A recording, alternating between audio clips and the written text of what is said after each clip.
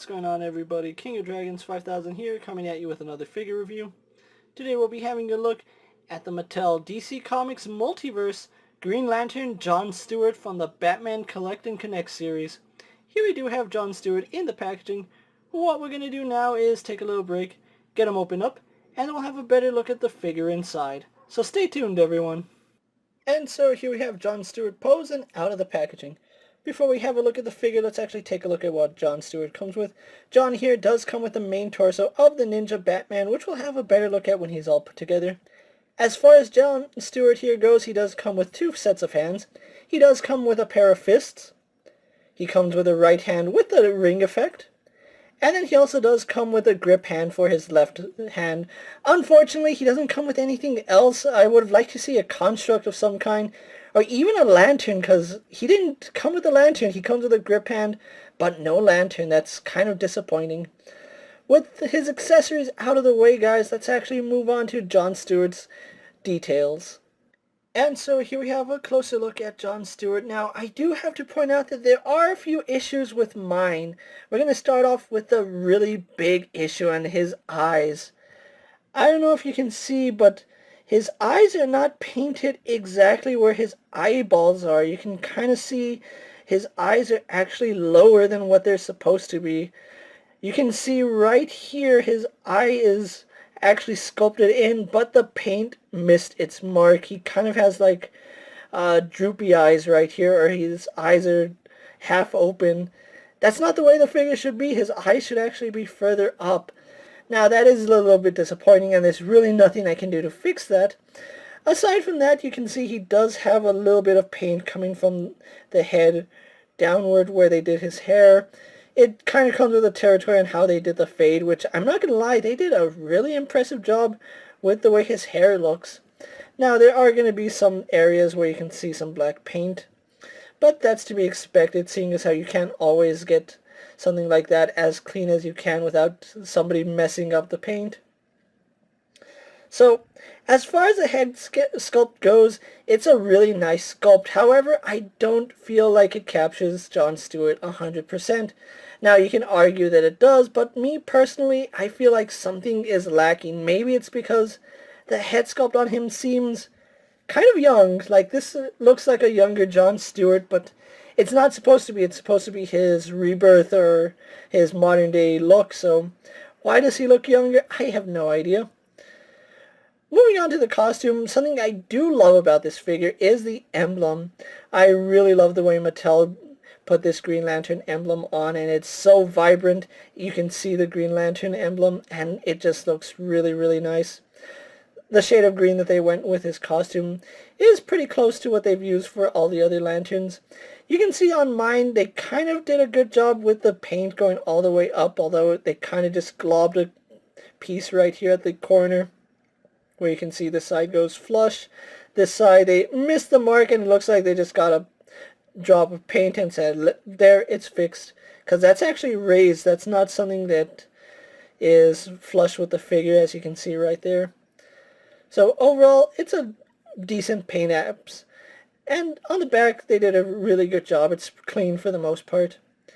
Going down, you can see he does have his green gauntlets on, which they are painted really nice. It's the same color as his torso. I do want to give props to Mattel for sculpting the Green Lantern ring. It's a pretty good little detail, and it is sculpted nicely. Although you can see there is some green on his hand, which shouldn't be there. Now, one thing I do want to point out on mine is, if his forearms look the same, that's because they are. If you look right here, you can see an L2 on his left forearm. If you look here, there's another L2. Mine has two left forearm pieces, which is a little bit unfortunate. The good thing is it doesn't interfere with the articulation, but it is something to note that he has two left forearms, and that's a little bit disappointing. I would have liked to see a little more quality with Mattel, but they are phoning it in for the DC license. As far as the rest of the costume goes, it's just black with the Green Lantern boots that we've come to know and love, which the boots are actually done fairly well. Again, they kind of did make a paint error here, and they just globbed some paint on to fix it, which does look a little ugly. to be honest. So overall, he's a decent looking figure. Mine just happens to have quality control issues, which is a little bit unfortunate. With that out of the way, guys, let's actually get some comparisons with this guy. Here we have Jon Stewart posed next to a Marvel Legends Cyclops and a DC Multiverse Superman. Here we have Jon Stewart posed next to a WWE Elite Scale figure and a Mezco 1/12 Collective Popeye the Sailor Man. Here we do have Jon Stewart posed next to the other Green Lanterns of Space Sector 2814. And finally, here we have Jon Stewart posed next to his DC Universe Classics counterpart. With the comparisons out of the way, let's actually move on to Jon Stewart's articulation. He does have a ball joint in the head, although it provides no up and down movement, no side to side movement. We are only going to get a swivel on that joint, which is really disappointing. Arms are on a ball joint, they do go out to about that far. Do a full 360, no issues there. We have a swivel at the bicep, works pretty good. Single jointed at the elbow. Swivel and hinge at the wrist, no issues there, although it does feel like his wrists are a little bit loose for my taste. He does have a mid-torso crunch which goes back only about that far. We don't get any backwards movement. He does lean forward to about there. We do have a swivel at the waist. Legs do kick forward to about there. Kick back to about there. Go out all the way to the side. Swivel at the thigh. Double bend in the knee. We have a hinge in the ankle which goes back and forward, and then forward facing pin for rocker ankle. So overall, really do like the articulation on Jon Stewart. It is a little bit hindered, especially right here in the ab and the neck, so we can't really get any flight poses out of that. So with that out of the way, guys, let's actually get him posed for my final thoughts. And so here we do have Jon Stewart posed for my final thoughts. Overall, he's an okay figure. I feel like most of this wave has been full of okay figures. There really hasn't been a standout from what I've seen. Jon Stewart here, though he is pretty good, I feel like he is a step backwards from the original DC Universe Classics Jon Stewart. That Jon Stewart did have a bigger body, had a better build in my honest opinion. Though this one does have an updated articulation scheme, I do feel like he is outclassed by the former DC Universe Classics that we got in the past. Not saying that this isn't a good figure, I'm just saying Mattel has done better in the past.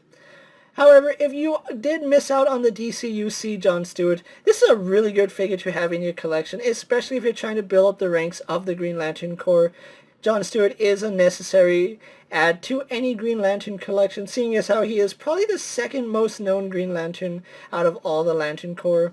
If you can find this figure in stores and you need a Jon Stewart, I really do recommend you pick him up. However, if you do have a DC Universe Classics Jon Stewart, I would say this guy is a complete pass. With that being said, guys, I'm KingofDragons 5000. Don't forget to like this video, leave a comment, subscribe to my channel, go check out all my action figure reviews, as well as all my other DC Multiverse videos. Hopefully you find them informative.